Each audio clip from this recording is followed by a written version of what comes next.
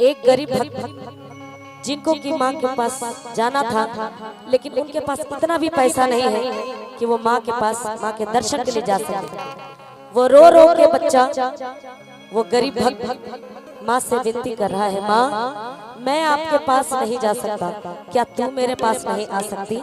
आइए इसी कथन से ये प्यारा सा भजन माता रानी के नाम वो गरीब भक्त क्या कहता है।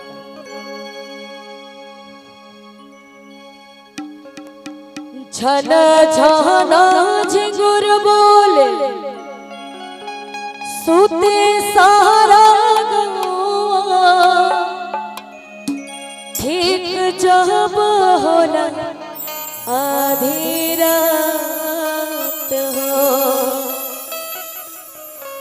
अपना सेवकवा से निमिया के नीचे मैया करेले मुलाकात हो, अपना सेवकवा से निमिया के नीचे मैया करेले मुलाकात हो। झन झना झिंगुर बोले सुते सारा गवा, ठीक जब होला आधी रात हो। झन झना झिंगुर बोले सुते सारा गवा, ठीक जब होला आधी रात हो, अपना सेवकवा से निमिया के नीचे मैया करेली मुलाकात हो, अपना सेवकवा से निमिया के नीचे मैया करेली मुलाकात हो।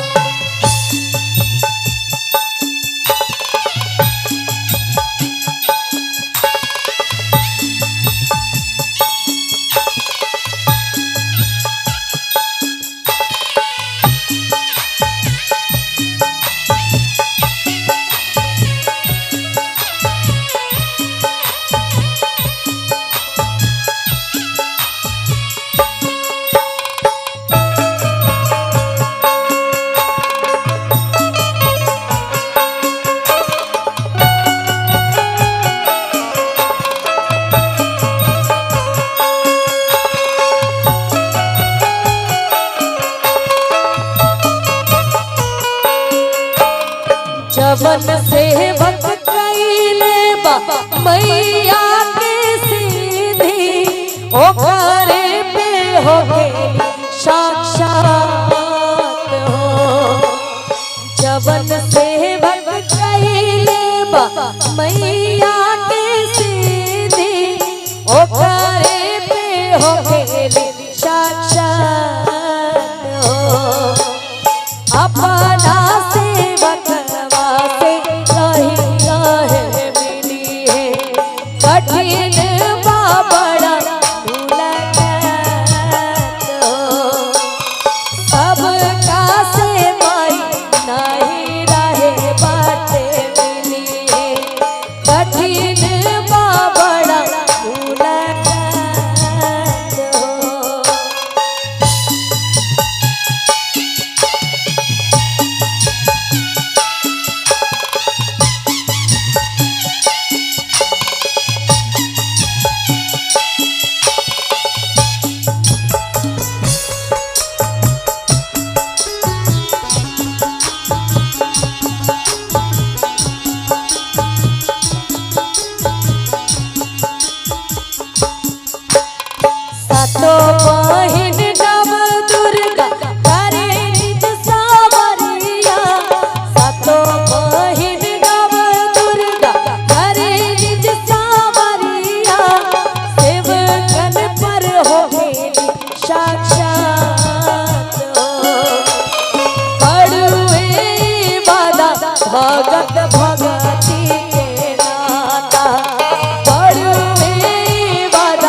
भगत भगती के नाता जिंदगी भर करबो